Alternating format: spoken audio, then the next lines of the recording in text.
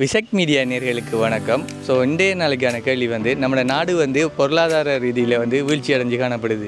அதுக்காக நம்ம என்ன நடவடிக்கை எடுத்தோம்னு சொன்னால் நம்ம நாட்டை பழைய நிலைமைக்கு கொண்டு வரலாம்ன்றதான் இன்றைய கேள்வி.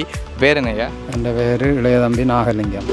நம்ம நாடு பொருளாதார ரீதியில் வீழ்ச்சி அடைஞ்சிருக்கு. ஸோ அது திரும்பி பழைய நிலைமைக்கு வரணுமெண்டா என்ன செய்யலாம், என்ன நடவடிக்கை எடுக்கலாம்ன்ற உங்களோட யோசனையை?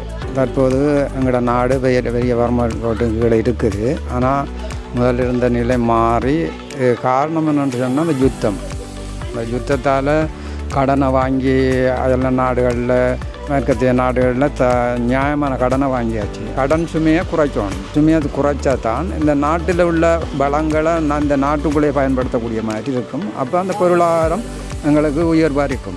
அதை விட்டது இப்போ நாங்கள் இப்போ இருந்தது இந்த பொருளாதாரத்தை மேன்மைக்கு கொண்டு போகலாமெண்டா அது விடயமாக தான் இருக்கும். ஒரு ஊழல் இல்லாத அரசாங்கம் வரணும், அந்த ஊழலற்ற அரசாங்கம் வரணும். அதே நேரத்தில் இந்த கடனையும் கொடுக்கணும். கடனை கொடுத்தா மாத்திரம்தான் இந்த நாட்டை நல்ல நிலை கொண்டு போகலாம். மற்றது இந்த இனம் மக்களும் வாழ்கிற இந்த நாடு, அந்த இன மக்களும் ஒத்துமையாக இருக்கணும்.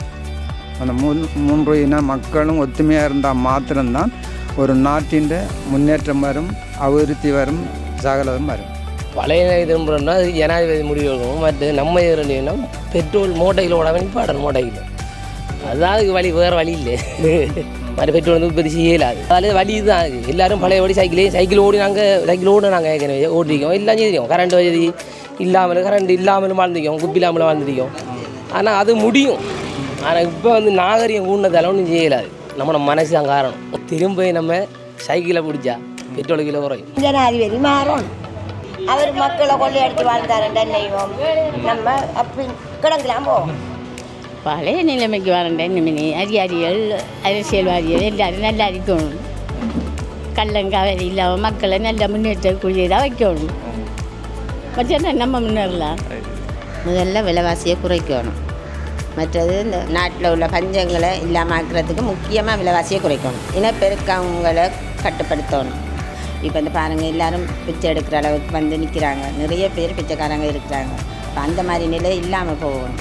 விலைவாசியை குறைக்கணும், விளைச்சலை கூட்டணும். நாம் இங்கே உள்ளூர் உற்பத்தியை கூட்டி எடுத்தோம்னு சொன்னாக்கா நமக்கு ஓரளவுக்கு இதுண்டு போகலாம். அப்படி கொண்டு வரணும்னு சொன்னால் நம்ம எல்லோரும் சேர்ந்து வேலை செய்யணும். இப்போ அரசாங்கத்தில் இருக்கிறார்களாலும் சரி, நம்மளை சரி, எல்லோரும் சேர்ந்து வேலை செஞ்சால் தான் நம்ம நாட்டை முன்னேற்றலாம். இப்படி வீழ்ச்சி அடைஞ்சு போகிறதுக்கு காரணம் இந்த அரசியல்வாதிகள் தான். இதை தான் நான் சொல்லுவேன்.